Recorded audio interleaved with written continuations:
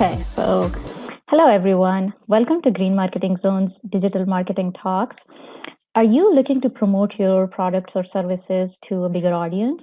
Influencer marketing is a form of collaboration that any business does to get more eyes on their brands and products or services. In today's digital world, social content creators with niche audiences can offer more value to the brands. And these creators have dedicated and engaged groups of followers on social media that can help you. Here is an interesting fact. More than two-thirds of North American retailers use some form of influencer marketing. And influencer marketing industry will be worth up to 15 billion by 2020. So do stick till the end because today my guest will be sharing some strategies with you on how to build your brand with influencer marketing in 2020 that is profitable and that is growing. Be sure to like and subscribe my YouTube channel, Green Marketing Zone, for more tips and strategies to grow your business. So let's get started. This talk is intended for educational purposes only. And my guest today is Katrina Julia. She is a creator, CEO, speaker, and an author of a book called Influencer Marketing Like a Boss. So please join me in welcoming her. Hi, Katrina. Hi, Rana. How are you? I'm super excited to be here and thank you for the opportunity. I'm doing well. Thanks for joining us today. We wanted you to come on board with us to help business owners build their brands with influencer marketing to increase their ROI and their brand recognition. So tell us a little bit about yourself and your work.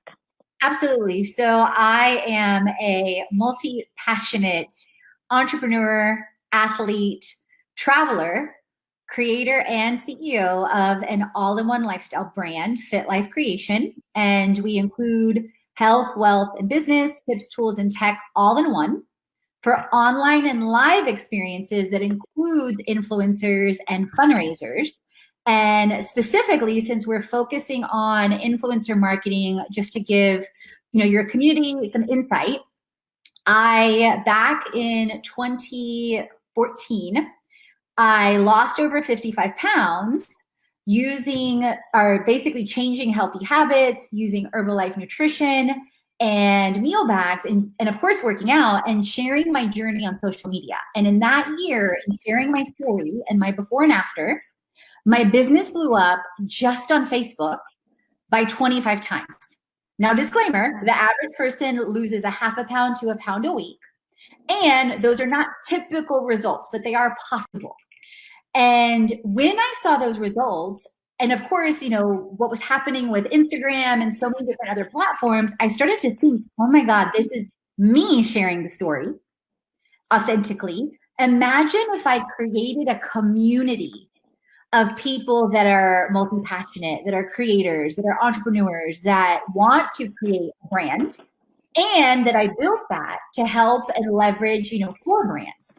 So since then, just to give some quick stats, I've connected and worked with over 15,000 influencers in different ways. I've researched over 50 platforms. I've run hundreds of campaigns on over 7 platforms and have reached stats last year, like over 300 million in reach and over 3,000% ROI. And so in the midst of this global pandemic, one of the ways that I thought to pivot and to create community and to help people was to write a book, Influencer Marketing Like a Boss, sharing and documenting my own journey, which also includes creating our own platform and servicing brands in creating their own platforms and campaigns and more. And in our first month alone, I had over 250 influencers promoting the book. Wow, that's a lot. You're doing amazing work. Thank you. So, that's 4 years in the making. 4 years in the making. So it's been leveraged in wellness, in lifestyle, and on our travel and on our press trips and so much more. And as we've talked in the past, Rana, I love to learn. And I think at its core, influencer marketing is really about creating community and creating win-win-win situations for everyone. That's a very inspiring story.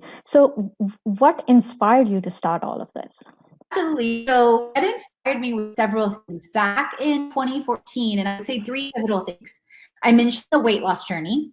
That was a huge part of waking me up, of really connecting to my passion and purpose. My second is my faith journey, getting closer to God, and that goes back to aligning who I truly am and being fully myself. Like, I believe everyone is designed to share all their gifts, talents, and abilities. And the second or the third was in alignment with that. One of my close friends in 2013 actually got diagnosed, Janelle, with cancer. And I'm a big believer in miracles, but I also knew that, either one or the other thing can happen. And within 3 short months from the diagnosis of signet ring cell carcinoma, which is an extremely rare cancer, but very known to be very fatal, passed away. And Janelle was someone who not only were we very close, myself, Angela, another close friend, and her started a nonprofit together in college, but we also started businesses together. We traveled the world. That nonprofit's still in existence, Millennium Models. She always said to me, Rana, when we were in college, and even after, Katrina, you're going to be like Oprah. Now, clearly, for those of you watching, I am Caucasian. I was born in Europe. So I would always laugh when she said that, because I'm like, well, Janelle, you're African-American, you're Black. So like, you should be Oprah. And she's like, no, I'm your Gail. Like, you're going to be like Oprah and I'm your Gail. And so when she got sick and when she passed away, I started remembering that more and more and more. And I started asking myself, Katrina, are you really living out your passion and purpose? Are you really living out life fully and unapologetically like you're designed to be? And, I have many, many experiences and things that I've loved my entire life. But I started to realize that I was playing small. And I started to realize where, later I had allowed the world after college to hold me back out of fear or insecurity or doubt or trying to fit in, when we're all born to stand out. And when she passed away, it really started to wake me up, and the weight loss journey that happened.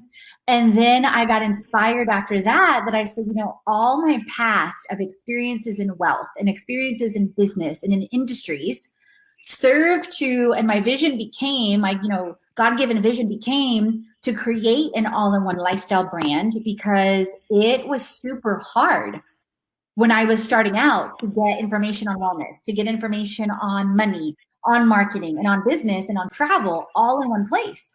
And I felt it's a pain point for me, and I'm sure it's a pain point for others. So why not create it, and transform in the process and inspire others? So that's when, 2014, 2015, when the vision of creating an all-in-one lifestyle brand, came.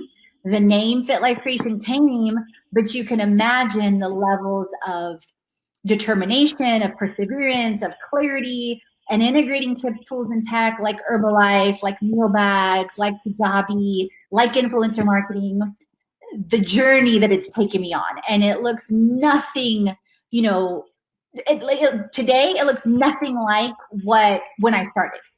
Like, if you would have told me 5 years ago, oh, you're going to write a book on influencer marketing, I would have laughed. Yeah, it takes time, and then it's remarkable what you're doing. It's a lot of stuff, not just one thing. I know it's so. When you're building an e-commerce store or any brand, or you want to increase your sales or ROI, influencer marketing can help you maintain relationships with your customers. And the key to influencer marketing is to build authority or to build credibility for any brand or any products or services. But more followers does not mean that you're actually getting more influence out of it. And so let's talk about all of this, that how can we create a strategy around influencer marketing. Yes. And the first thing that I want you to clear is that what is the difference between influencer marketing and a celebrity? Absolutely. So an influencer at its core, the last several years, or last 5-10 years, people are like, ooh, influencers. But you guys, influencers have existed for hundreds of years. George Washington, our first president of the United States, was an influencer. Mm-hmm. There was no Instagram that existed back then. Beyonce was an influencer long before she had, hundreds of millions of followers on Instagram. Right. But they are also celebrities. Mm-hmm. Celebrity is typically, a person that has had years of experience or focus and or creating a multi-passionate, endeavor or brands. And if you look at any celebrity, like a Beyonce or a Reese Witherspoon or a Denzel Washington, they will tell you in their stories that they have for years cultivated their crafts, as entertainers, as as entertainers, as speakers, as actors, as actresses, or even if you look at Oprah, she will tell you years of time in news or networks before she built her, empire and became a celebrity. But you are also an influencer. Like Rana, you're an influencer, like you said, and I love that you said this, and I'm gonna tell you why in a minute. I love that you said it doesn't matter the level of followers, because lots of people have a lot of influence, but either are not on Instagram or are barely starting or don't have a lot of followers, but they have influence and authority in a number of levels, whether it's in an industry, whether it's in, corporate America, whether it's in sports, whether they're behind the scenes, but they have influence. So be very careful on how you pigeonhole people, including yourself, just off of a number. Because I also want to mention, which you don't even know that this happened to me, Rana. So I was nearing, so keep in mind, on one side, I was nearing, so I have, just to give people more context, I have a blog, I have a website, I have a show. And so you can cultivate influence through an authority through a number of ways. And up until last week, and I have Pinterest, LinkedIn, all the things. And up until last week, I had like close over 8,000 followers myself on Instagram. Okay. Then on the brand side, I've reached over 300 million reach. However, last 2 weeks ago, I got some weird messages to reset my password, this, that, the other on Instagram, then to enter in a code. And then all of a sudden, my account gets disabled completely.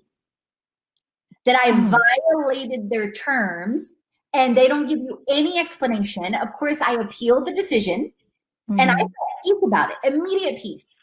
I said, I am so grateful and thankful that I have a blog, that I have a show, that I have Pinterest and all this, and I refuse to let anything external steal my peace. And I know a lot of people right now would be freaking out. Oh my God, if I lost 3,000 posts, 8,000 followers, all this content. And I said, you know what? I have a choice to waste my energy and get upset, or keep creating and just start a new Instagram while I wait for the decision on the appeal. So that's what I did. So I'm literally, like, if you're not on Instagram, I'm starting as if I never started, literally right now. So I understand from the perspective of someone that's not on Instagram now and starting over or getting your account taken, then I understand on how to get to, 8K, 10K and beyond. And I've worked with influencers that have over 200,000 just on their Instagram. And then I understand what it's like to create a community, to a group of influencers to leverage for events and for brands and for online. Okay, yeah, that's a great explanation, because most of the time people, when they are looking at influencers and they're looking at celebrity, they feel like they both, like a celebrity is an influencer. So you have to have the understanding of that influencer can be anybody. It doesn't have to be anybody who is a celebrity, or they can do something for you. So, and there is an interesting fact that I was just reading, 67% of marketing and communication professionals engage with influencers for content promotion, and it can be the promotion can be on any channel. So What type of influencers help in marketing and advertising? So several, but let me back up on some information that's really important to be mindful of. Mm-hmm. You're considering that.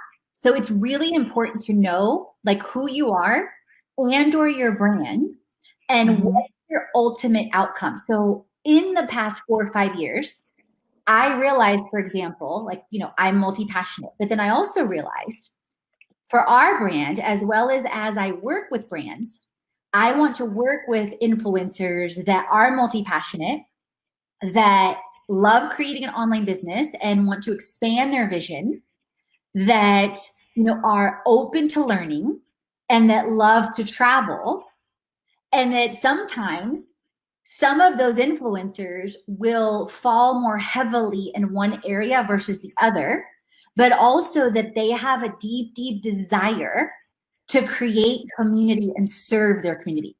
So you can see immediately at those layers, it cuts out a lot of things. And that's what a lot of brands and our people don't realize. So in answer to your question, and I'm going to go into depth on this in a couple ways, all types of influencers can help. Wellness influencers can help, home decor influencers can help, because like, for example, last week I saw Rooms to Go hosted a collaboration on Activate. So obviously they're looking for home decor, right? Mm-hmm. And I've worked with, numerous in wellness or seen numerous in wellness.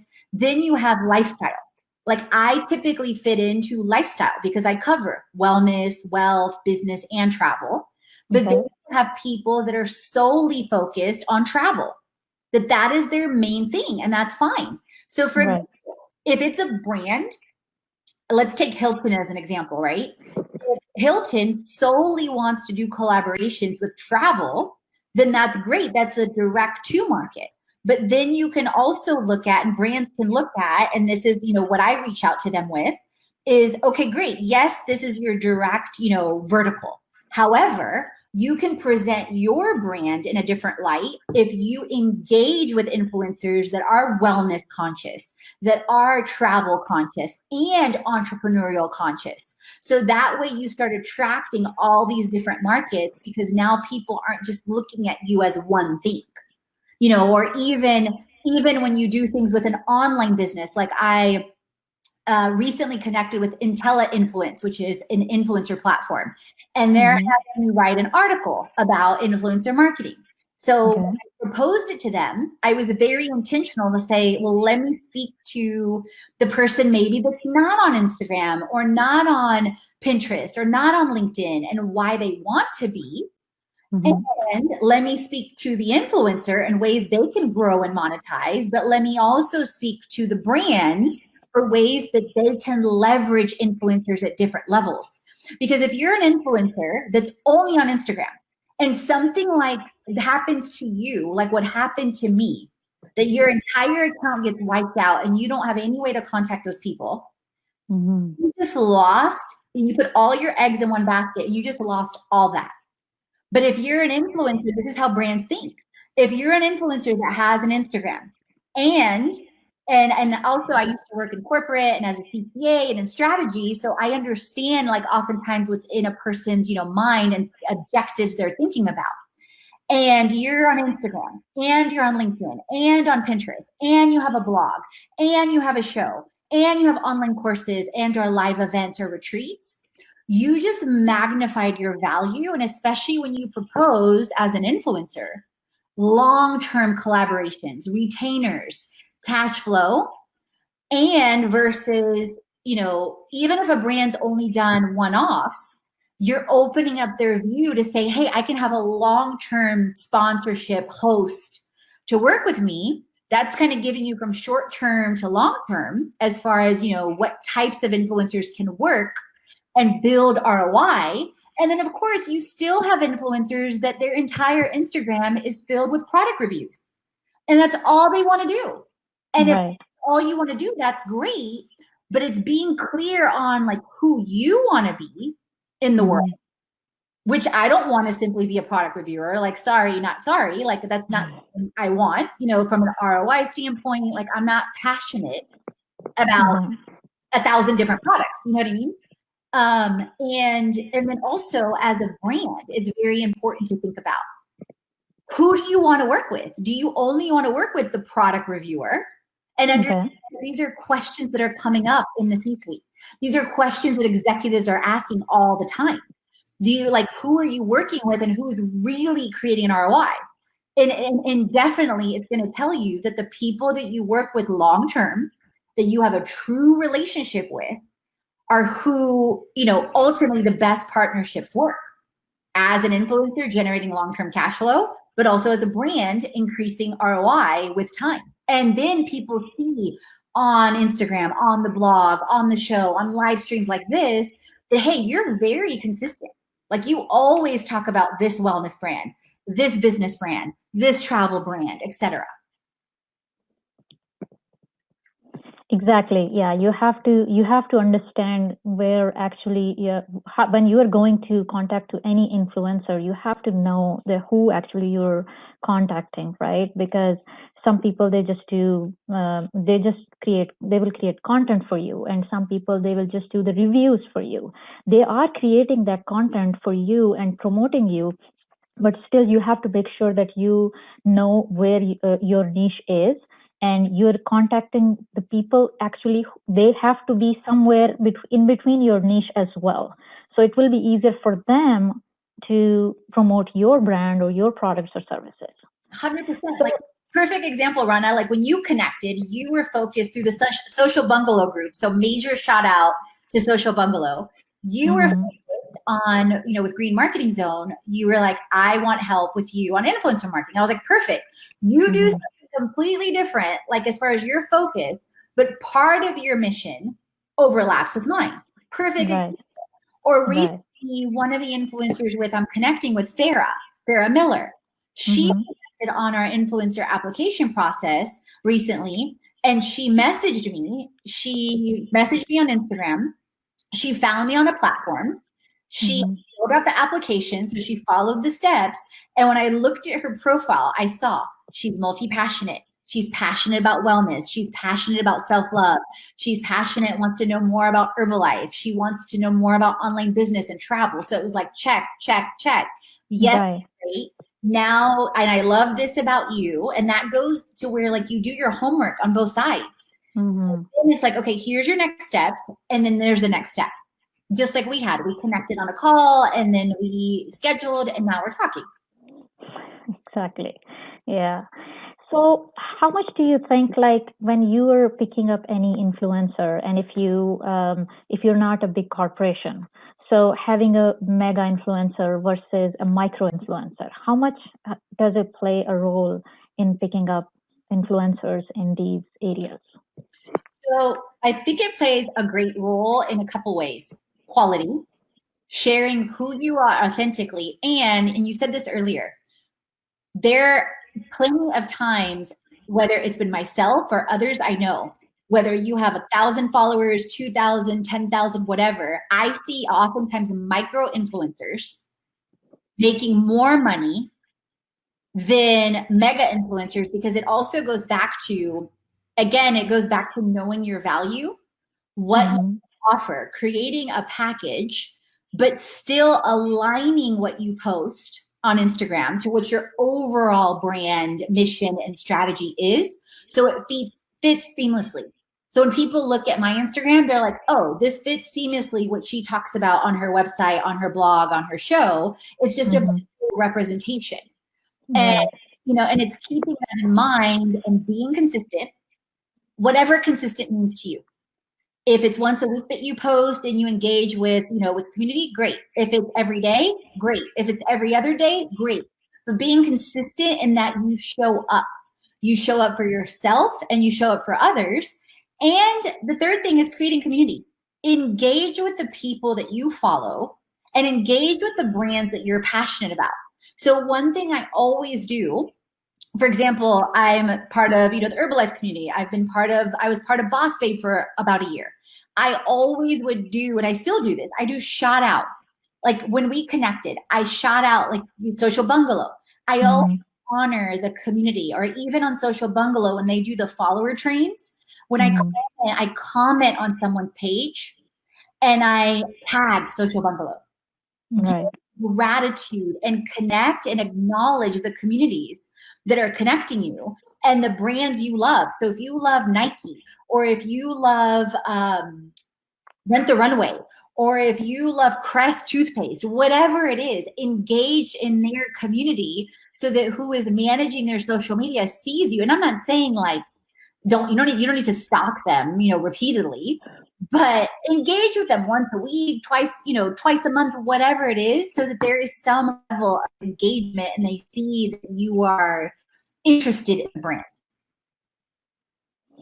Exactly. And I was amazed that when I heard about that micro influencers are actually playing a very important role in influencer marketing, especially these days, because most businesses, if they cannot have the budget to go and hire a mega influencer or a macro influencer, they cannot even afford it. But micro and nano influencers, sometimes they have a really engaged community of followers that they are working with, and it's playing a huge role. And I was amazed when I saw that if you have a proper strategy and if you are working with a micro influencer, it can work 6.7% more. It can help you with promoting your brand or your products or services. So that's amazing that micro influencers are playing a huge role these days in influencer marketing or promoting your brand. So how much do you think influencer marketing plays a role in creating your personal brand or growing your audience?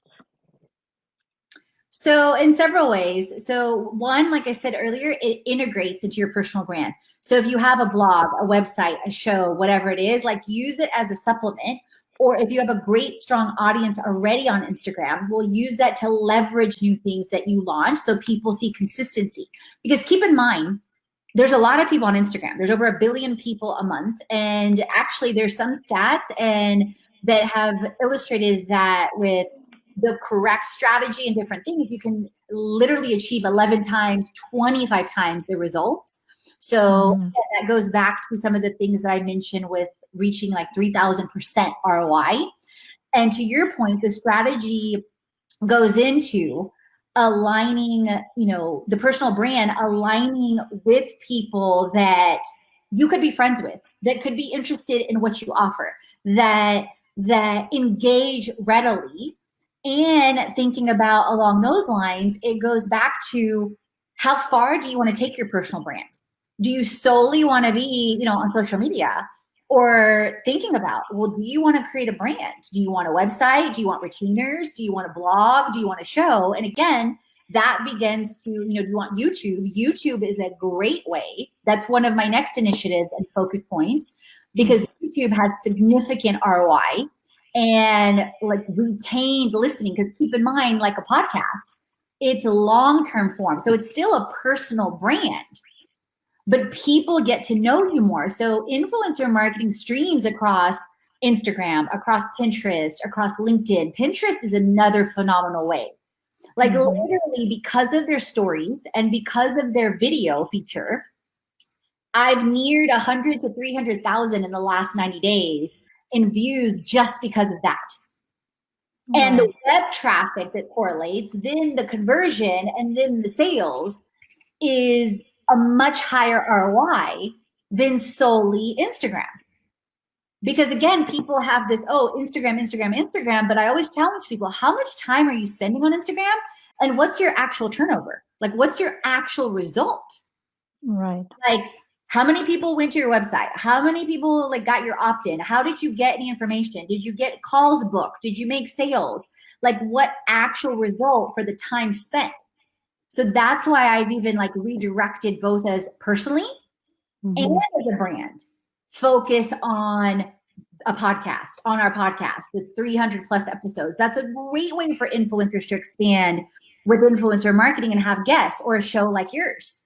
So there's so many things to think about in terms of influencer marketing and playing a role, like prioritizing your time, prioritizing your platforms, and then making it consistent across platforms as you spread your personal brand and your message and your mission.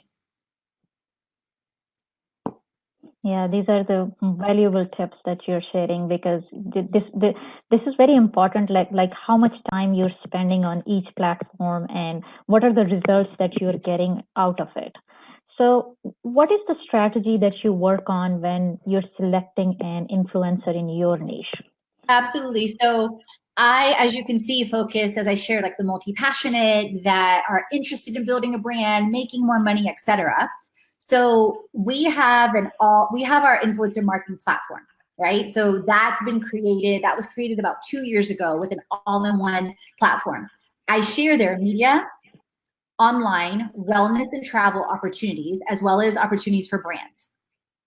The strategy that I use is, and again, this has been developed with time, sometimes sharing pointed campaigns in Facebook groups, like influencer marketing, like press trips groups. So again, the groups that I'm in tend to focus on either digital nomads, influencer marketing, travel, and or wellness, because of course that overlaps, or social bungalow, that's another one. Mm-hmm. And I'm constantly testing to see what campaigns work in what groups. Like social bungalow is a perfect example. I just joined like a month ago, and I connected. I've connected with a couple other people, but I noticed for other things, it's not really like, doesn't really generate momentum, because I started looking at the average, like, person that's in there. Like, do they have a brand? Do they have this? So it started to make sense why certain things weren't happening there, but were happening in these groups, right? Then I share on platforms. So I share on platforms like Perlu, I share on our podcast, I share on EXO community. So basically larger influencer marketing platforms where influencers are going to look for campaigns. So I share there, sometimes a direct campaign if I'm focusing on one, like the book, or like our online mastermind, or like our being a guest on our show, like I mentioned. And then sometimes I just share the platform and I leave it open. I'm like, hey, we're looking for media, wellness, online, and travel influencers. Some of them are media only and they're unpaid. Some offer profit sharing and income opportunities, and some are paid. You apply for what you think you're a great fit, and we'll be in touch with the next steps. So I do it in both ways. And then I think about, and I start to see, where the results are happening, meaning where, like whether it's in a group or in a platform or in a partnership. So in a partnership with huge circles of influence. So perfect example, I just got featured yesterday with Rising Tide, which is Honeybook, and they're a community of creatives of over 100,000 people. Just on their direct platform. And I got featured, and then I also got chosen to be in their gift guide for the end of the year. So I knew a great circle of influence to get a lot of eyeballs all in one shot and create that leverage that can lead to, whether it's entrepreneurs or retainers or whatever the case is, and open up different doors. So I think about, in terms of strategy, I think of what are the good places for short term. So a great example of short to long term, last week I was part of a podcast summit for 4 hours where I shared the show. I shared what features I'm looking for, and start with the 2 to 7 minute segments. And in those 4 hours, I got potential 80 to 100 guests for free. Because they saw my level of influence that I had created on the show, that I have 300 episodes, we're on over 10 platforms, and the downloads are over 1,000 weekly typically now. And so they said, we want you as a media rep because you have value for our audience, for the people that want to be guests. That's a perfect example, because some people just get on and they just want to feature, even though I present them with other opportunities. They're not ready, or they're afraid, or it's not a great fit, whatever. But then some people end up being medium to long term, meaning they become a feature. They get in an online program. They end up coming on a press trip, and we've had those. So it shows me the program is working. And then we've also had influencers that have been in the mastermind and in programs over a year. So it shows me that people are getting it and they're transitioning as entrepreneurs and they're growing. And then the same thing from a brand side. I had a call earlier today, I mentioned, with Apartment Life. Mm-hmm. national organization on opportunities to do a national partnership with media, with wellness, with travel, and with online business. And Okay. hey, here's the 4 options. Here's how we can serve. What are you interested in, and what can help to start this relationship? And she mentioned their main focus right now, which makes sense because January is around the corner, is Mm-hmm. wellness and online programs, especially in the middle of the pandemic. However, the influencer component and the travel event fit in seamlessly and obviously can grow with time and education. And that's exactly what she said. So we connect Okay. that, but also having me be a community coordinator potentially. So the main 3 things I would say in summary is be open. Listen to what people say, because I didn't arrive here overnight. This is Mm-hmm. 5, 6, this is a lifetime in the making. And this is 5, 6, 7 years of being very intentionally open, of abundance to create, to transform, and to inspire. And listen to what people are saying, and Mm-hmm. be flexible with the outcome. Meaning, this was the start of a beautiful conversation, and we're starting on the next steps. And we're connecting on me being a national vendor. But I don't know exactly how the journey is going to get there. I don't know yet potentially what property I might be placed with. I have a meeting probably next week or the week after with the coordinators here. I don't know what that's going to look like. And I don't know what it can look like a year from now or 10 years from now. So don't be tied to, it has to look like this and it has to show up like this. Like, I had no idea I was going to find this, community called Apartment Life a year ago. Okay. But I had an intention of connecting to apartment communities nationally and globally. Make sense? Mm-hmm. So I always recommend have a short term to a medium to a long term strategy, and ask yourself, if you're starting with someone short term, how could this develop into long term? Whether it's media and marketing or whether it's cash flow and retainers or both. Okay. Yeah, having a strategy in place is very important, when even if you're just doing marketing or you're doing advertising or you're doing both for any of the brand or your products or services. So I was reading the other day that Instagram is the most important channel for influencer marketing these days.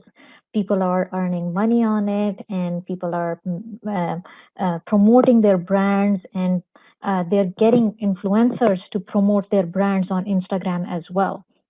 And I was amazed that when I read about that influencer marketing actually helps with 11% of any form of digital marketing.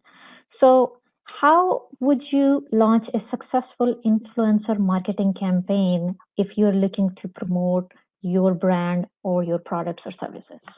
So you're asking now from a brand standpoint, correct? Mm-hmm. Super clear. So a couple things. One is, yes, historically Instagram took off super fast because it is visual, it is quick, it is short, and a lot of people are on Instagram for hours. At the same time, though, keep in mind that, like what I mentioned earlier, having people that have reach beyond that I think someone's vacuuming out. I'm sorry if you hear that. Do you hear that? No, I don't. I don't hear anything. So keeping that in mind and layering things. So even if you work with a influencer on Instagram, but then thinking about ways to layer and leverage that content. So launching a successful influencer marketing campaign from a brand, be very clear on what I call the metrics. I call the metric matters. Be very clear as a brand on 2 things. What objectives you want for your campaign. Is it awareness, which likely usually is also awareness, education, and likely it's typically click-throughs, like on a website, because even though a campaign may start on Instagram, and this is why I mentioned up front, layer content on different platforms. Even though it starts on Instagram, the objective is to get the person to go somewhere. Like now Instagram has shops, or in the bio, you always have a link, or you should have a link. So the wants people to go take some sort of action. Or if in stories you share something and you lead them to a video or you lead them to a link. So that's another metric. And then ultimately, typically it's sales. So as a brand, you should be very well aware of, especially if it's your first campaign, what level of awareness, what level of education, what level of conversion. And in the beginning, especially, you're estimating. And you want to start tracking per influencer and what type of influencer, what results do you get on click-throughs, etc. So you want to think about the type of campaign. Is it an experience campaign? Is it a travel campaign? Is it a product campaign? What do you want the influencer to say? Like, what messaging do you want them to share while still being super authentic to themselves and to their audience? Because you always want to give them freedom, okay? Then you want to track your metrics. And then you also want to have a vision of, so that's kind of on the short term, on the campaign basis. But then you want to think about, what's my annual goal as a brand? What's my 5-year plan as a brand? So let me back up to when I started. I was like, okay, here's what I want to do and grow my personal brand, right? I want to keep growing authentically. I don't want to buy followers. I don't want to have bots. And I want to, of course, keep increasing, but I want engaged community that aligns, right? Right. As a business brand, I thought of in the beginning, okay, I want influencers in our events, like fitness fuses with fashion and sharing about wellness, sharing about fitness, sharing about business and fundraising. But then when we did our press trips, I thought about, okay, I want to try and test drive followers that are in travel, that have this level of engagement, that share like this in this kind of voice. And I want to track and see, again, their conversions on retreats and or on programs. Because just because someone has a lot of followers and engagement, if it's their first time selling, their followers may be like, whoa, what's happening? You've never sold to me before. So I'm kind of confused now on what's happening. So also think about that as a brand when you select influencers. So it's several components: your passion and purpose and your mission and vision as a brand, first and foremost. Then as a campaign, what influencers fit into that? And what are their statistics? Are they going to fit well into your campaign? And then the metrics that you track, and always, always, always take lessons learned. And don't give up after one campaign. I see so many people and brands, both on the personal and business side. Oh, I tried to sell my course. It failed. I'm like, if I would have stopped, if I would have given up after the first time, like, you and I wouldn't even be talking. Oh, I recorded one podcast. Only my mom listened. Listen, it takes time. And a part of it is proving your character and your determination. And the same brand side. The first campaign may be great. Like if you're a Nike or you're whatever and you're, already have brand recognition, you may do great. Or if you position it right or you partner right, that's another thing. Collaboration is huge. Like in my mentorships, when I reached out to brands, like I just reached out to State Farm, I reached out to Disney, and I reached out to several accounting firms. I'm leveraging them in our campaigns because I know that will help them, but it will also help us with sponsorships that I connected with for monthly and for the year. Beyond that, it's then saying, okay, here's my lessons learned. How can I do better? How can I grow? Because that's another thing I want to say, Rana, is that ultimately we're all people. Whether you're a personal brand or you're a business brand, what I have learned is in the pain, in the moments where I'm not sure, in the moments where I'm broke, I'm down to my last whatever, right? And I want to pull my hair out and I want to scream. I realize we always have a choice. You can sit in the pain or you can turn pain to purpose and say, you know what? This is making me stronger. This is making me wiser. This is making me stronger. This is challenging me more. All these things that I'm sharing about influencer marketing, this was a result of birthing pain. And I just got kicked off Instagram and I'm having to restart. And I realized okay, this is just another test for more people to relate, for me to relate to people. Because if they did that to me off of, I have no idea what, I share only positivity. I can imagine there's more and more people that are going to be faced with that. And they're going to be in a big heap of trouble if they've depended on Instagram for their income only.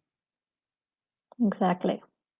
So is that helpful with thinking about elements of being very intentional about launching successful campaigns? Yes, exactly. Yeah, you have to be very careful when picking up any influencer, because it's like they have to be matching with your niche, and they have to it has to be all around your brand when they are putting the influence into it, but still it's your brand. So the messaging and everything has to be really clear for anyone to take that influence and then buy or promote your brand on social media. So one thing I was amazed that saw when I saw that most of the time brands are, if they're spending some amount of money on influencer marketing, they're getting ROI and they're getting the brand recognition out of it. So if a brand is spending almost $6.50, they are actually, for every $1, they're earning $6 out of influencer marketing. And that was huge when I saw that thing, that out of $1 you're making $6 out of it with the influencer marketing. So, what percentage of the budget should a business allocate towards getting an influencer marketing for their products and services, when, because sometimes most businesses, they don't have that type of budget. If you're talking about especially a small business, they don't have that type of a big budget. If it's a corporation, they have a specific budget. But if you're a small business, or if you're a small to medium sized business, you have to have a specific, and you want to promote your business through influencer marketing, because that's just one form of doing marketing, right? You can leverage other areas of marketing as well, but if you are going towards influencer marketing, how much percentage of budget do you think a small business should allocate towards So getting it? I don't, a couple that first. Let's back up just a little bit because I think it's super important. So I've seen studies that, like I mentioned earlier, I've seen studies that are 11 times every dollar, 25 times every dollar, 50 times Oh, every. wow. And keep in mind, like what I mentioned, we've experienced 3,000% ROI. And how we've done that is I look at money as a last resort. So I'm just gonna, like, let me blow your question out of the water first. And I know you're like, wait, what? Because too many times, Rana, people think and assume I have to spend money to get X result, and no, you don't. So Mm-hmm. whether you're a small business or a medium business or a larger business, and I've seen this across the board all the way to corporations, because oftentimes what I've seen is money can also make people lazy. Oh, I got this, it's taken care of, whatever. And it's a couple things. Oh, I'll Mm-hmm. grow, because what I don't want any business, small, medium, or large, to assume, because this is the danger of sharing statistics. If I put in $1, because by you sharing that, you have to be aware. If I put in $1, I'll make 6x. If I put in $1, I'll make 11x. If I put in $1, I'll make 25x. Or Mm-hmm. I'll get 3,000% ROI. Not necessarily. Because if you don't know your influencers, if you're not clear on your campaign, and keep in mind when people run those studies, every one of those studies, because I've dug deep into them, and keep in mind, I've researched over 50 platforms. Every one of those studies are typically brands that have already run campaigns numerous times. Okay. It's not their first campaign. It's not their first rodeo, like they say in Texas. Okay. Their fifth or their 10th or their 15th, because keep in mind, when influencer marketing started, a lot of times people weren't running studies yet. And we run Right. an annual study. With my book, we also run an annual study. So first, I want to mention that. You've got to Mm-hmm. understand that studies are an aggregate of data, and you've got to understand the assumptions around them. Mm-hmm. Especially the first influencer marketing studies were typically companies like Nike, like sports arenas, our sports companies that have a dedicated celebrity, that have millions of dollars they've been putting on with influencer marketing. So keep that in mind. Okay, that first thing. Mm-hmm. Secondly, back to money can be a downfall, and putting money in. What I always recommend first, and even when I work with brands, et cetera, or brands starting off, or whatever the case is, or you're starting an influencer and you do influencer to influencer campaigns. And this is how I challenge myself. do media, do things like a show spotlight, like we do on the show, do things like features, like you're doing, do things like pay for performance, or do sampling, meaning, and a lot of brands do this, they will send free product and the influencer posts about it or does a story about it. So that's still costing them some sort of money because they have to create the product. They're sending it, but it's very, very low cost. The other thing, and I've done this a ton, is I sample our online programs and I give people profit sharing for results. So if they end up producing $1,000 worth of sales, meaning it shows me that they're the right influencer, they make dollars. Okay. But even if they solely create awareness, they still end up getting the program for free. They get a monthly mastermind for free that otherwise they would be paying for. Or they've got press trips and a retreat for free. Okay. So I didn't pay, in all those examples I'm giving you, I didn't pay a dime up front because I was like, no, you're going to prove to me. And that's when I was testing it. Okay. But I have run some campaigns on platforms like Tribe, which I love Tribe because Tribe, you put the campaign, it requires the influencers to provide a sample of their work. And you are able to see their platform to see if it's a good fit. What do they talk about? Back to what I said earlier. What do they talk about? Have they sold stuff before? And you ask them, have you done campaigns like this? What results did you get? Like I always tell brands, ask the influencer, have you run a campaign like this? What did you get? Or influencers, when you're working with brands, ask them to share the click-through rates, the sales you made, whatever it is, even if they don't give you a percentage. So that's the other things I want to mention is innovative, which I think for small, medium, and large businesses is very important. Like, don't just look to a percentage of the budget. Look to see how can you innovate, how can you test? Because even when I'm working with brands, and I tell influencers this, I'm testing you first with our campaigns because I want to be able to tell the brand, hey, this person worked with us on this, and this campaign. These are the results they got, plus this engagement, plus this, plus they have a show, plus they have a website with 100K, plus views every month. That's someone I talked to last week before last. I think it was Sana. And then I'm able to speak intelligently about that person and not just off of what they told me. And then we invite them into, okay, this brand is offering, and this is how I encourage businesses to think about this too. Now this person has gotten results. Now this brand, let's say we have a retainer with this and this brand, and they dedicate $25,000 a month for media, for online, and for influencer marketing, right?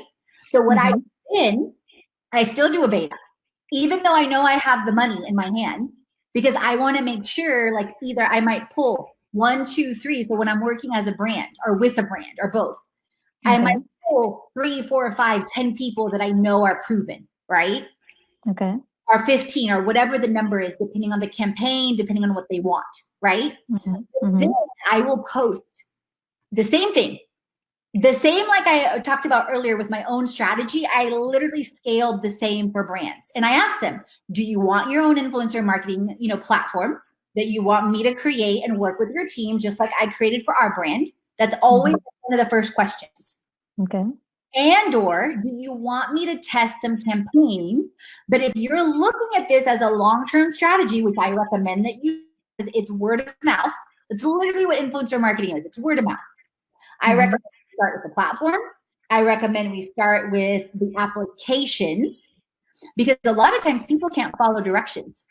So that shows you very quickly, if you can't even fill out an application that a brand asks you to complete, then why would I want to work with you on a campaign? Because likely you're not going to follow directions there either.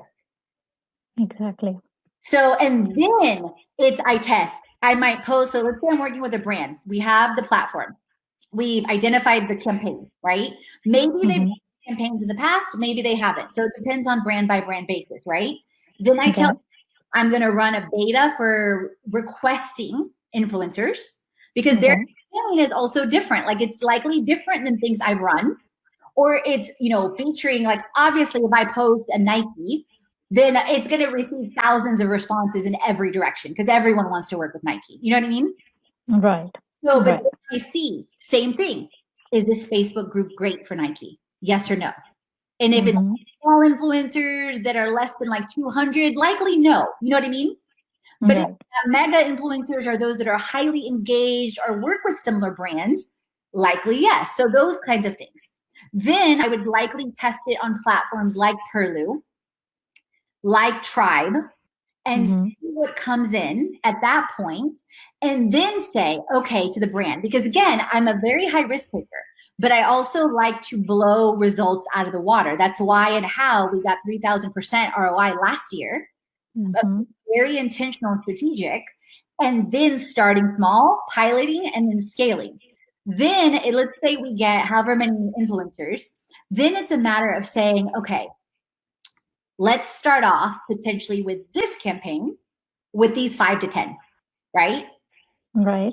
Then let's see what results they generate. This is what I estimate they're going to generate based on past campaigns, based on their engagement, and all the alignment. But let's also create it to where it's 2-3 different things all in one. So it's not just one day, it's a week or a month. So it ramps up the ROI massively. Okay. Literally what I advise brands on and what we practice. Then it's like, okay, here's the results. Earlier, like what I shared, the lessons learned, right? Here's the results. This, and this influencer worked great. Let's invite them into a long-term, month-to-month arrangement because we have the budget. Okay. Then let's source for some more because these other 5 or 10 weren't exactly it. You know what I mean? Okay. So that's why I didn't want to answer your question as a percentage. Because you can make, like, I can tell you, when last year when we did the 3,000% ROI, I spent less than $1,500 on influencer marketing the whole year. Wow. So that's why I don't like to like throw the percentages out the water. Focus on the results and the ROI. Okay. Because like, and I'm big on, like, I've seen the results where you can have less than 0.0001 of your budget and still get the ROI. Like, so that's why, like, this is where a lot of companies can waste money because they think, or they heard someone said you have to do 1 to 10%. And it's like, yeah, but did you get a result? Did you get the awareness? Did you get the sale? And if you didn't, then that tells me you wasted money, you were lazy, and you didn't actually track the metrics and the results down to like the penny. You see where it's dangerous to say a percentage? So in that case, the percentages may vary depending on your niche. That's what you think? Not depending on the niche, because keep in mind, I don't have a niche. I'm lifestyle, wellness, business, and travel. So I don't have a niche. Also throw out niche out the window because Nike doesn't have a niche. Nike works with people in yoga. Nike works with people in, you know, in professional sports. Nike works with people, all dancers. So that's why I shy away from niche because I think that can be also very dangerous and get people stuck in like one thing, which is very, I go back to abundance versus scarcity. So like, so let's not say like one niche. Because it can surprise you who can work really well with your brand that is not in your niche. You see what I mean?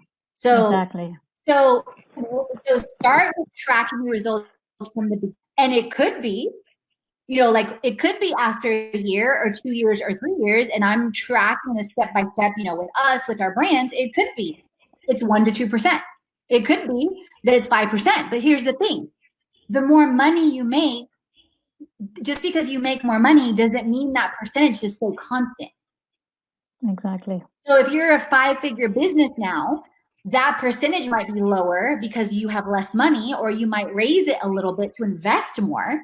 But then 6 or 7 or 8 figures or 9 figures or whatever the goal is, or 10 figures, depending on if you're small, medium, or business, likely your percentage is going to go down.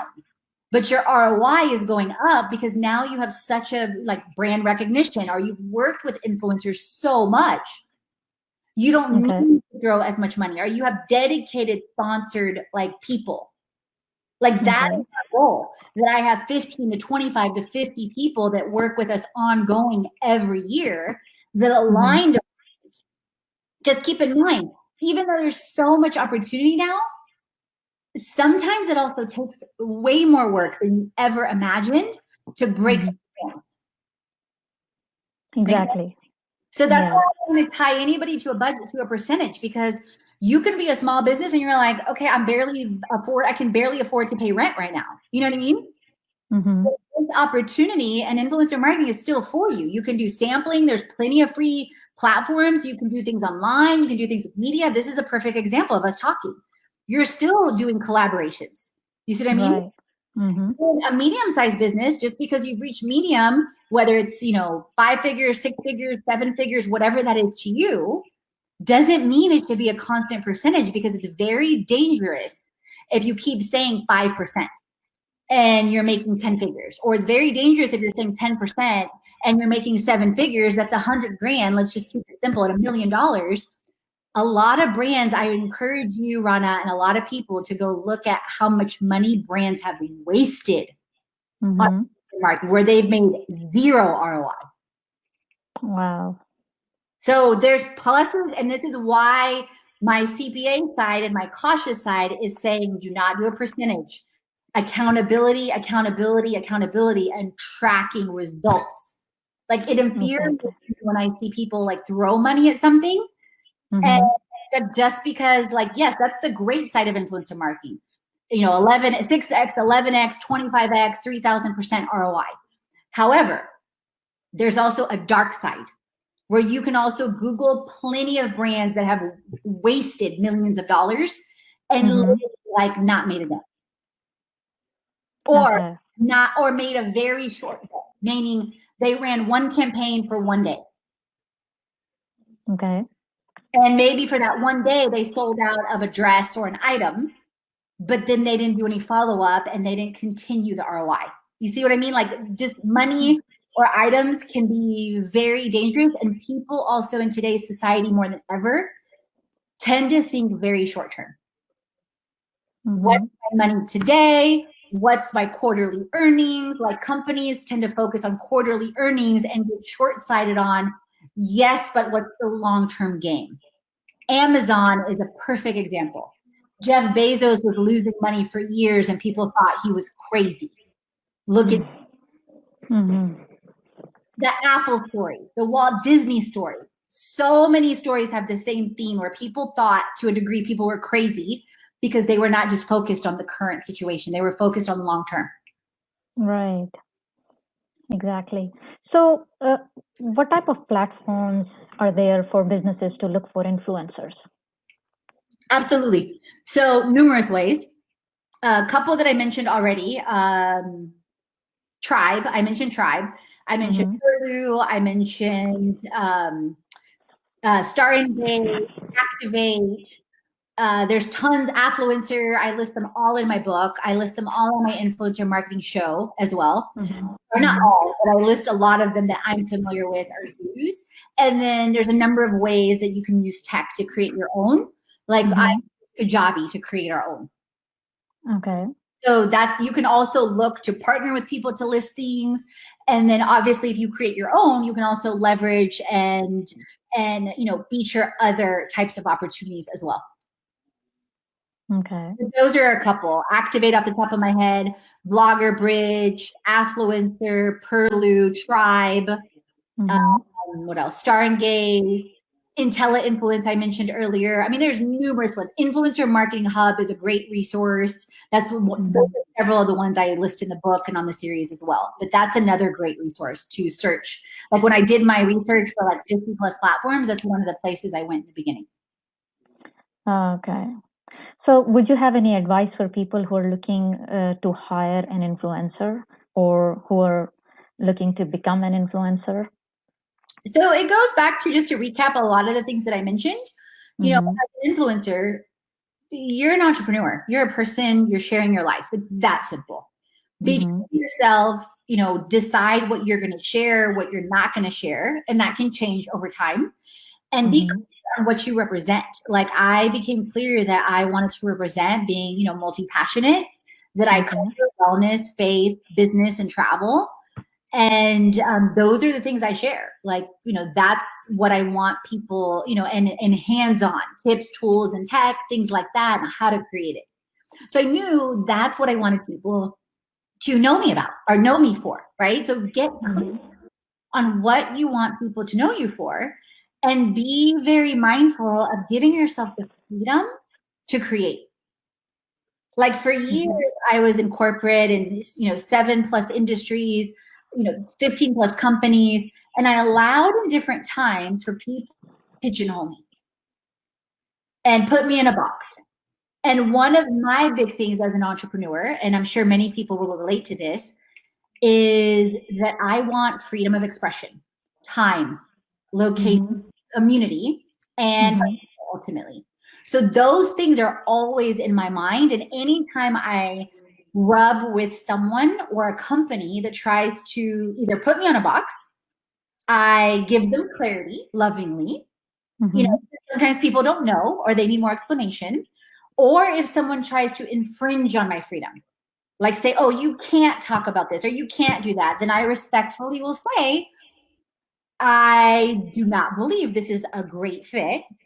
And so do not be afraid to say no. Because when you say yes, it's like you're saying yes to someone infringing on your freedom. And for me, like, because I've had so many experiences, and I'm sure many people have, that's not something I'm willing to play with. And I've walked away from multi-million-dollar deals or brands because of that, like without any like hesitation.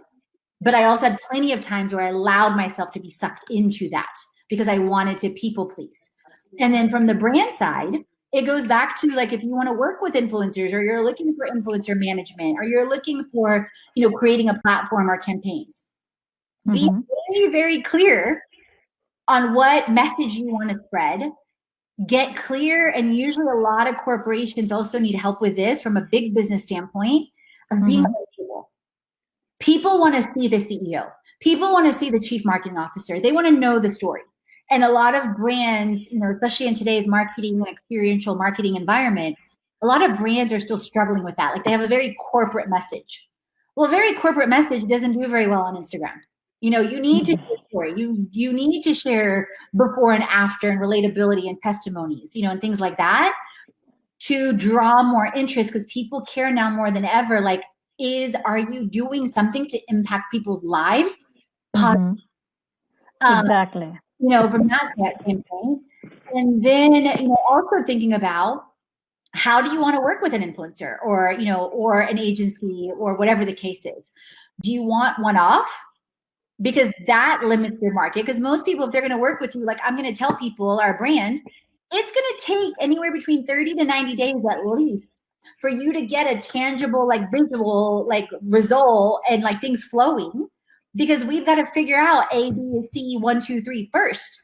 Then we've got to identify the influencers. Then we've got to run the campaigns. Then we've got to track the results.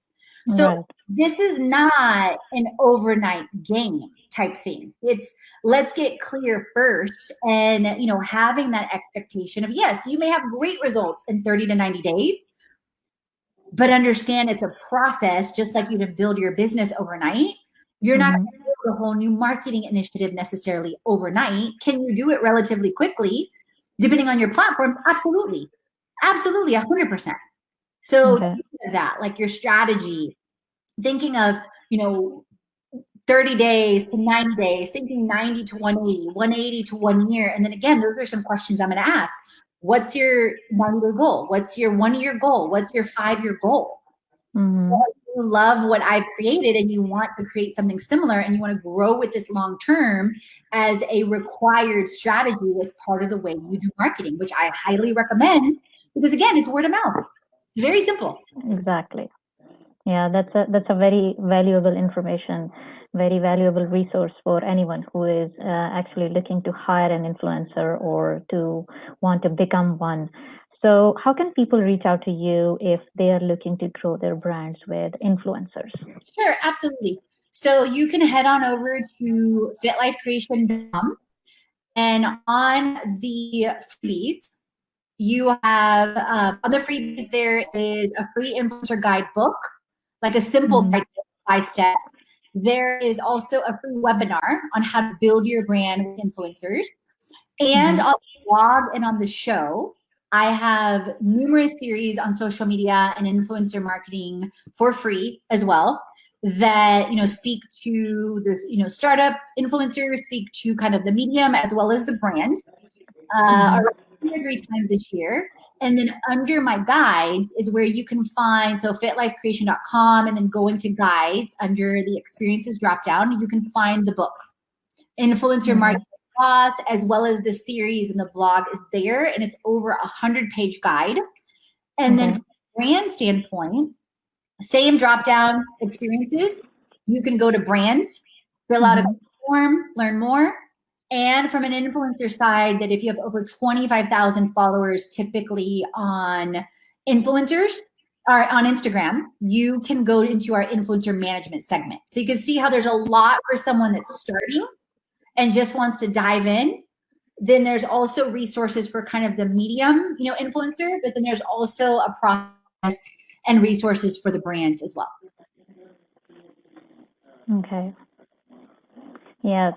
Thank you so much, Katrina, for coming and joining us at the show. It was such a great pleasure to have you here today. I hope our discussion will give our audience a clarity on how to hire or how to become an influencer to grow their business or their brands. So thank you so much.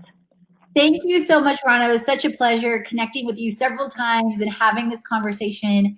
I love what you're doing with Green Marketing Zone, and thank you for the opportunity to be on the show as well. Yeah, thank you so much. So if you have any questions, leave us a comment below, and we will be happy to help you. If you like this video, do give it a thumbs up and subscribe to my channel on YouTube. Thanks for watching. Bye.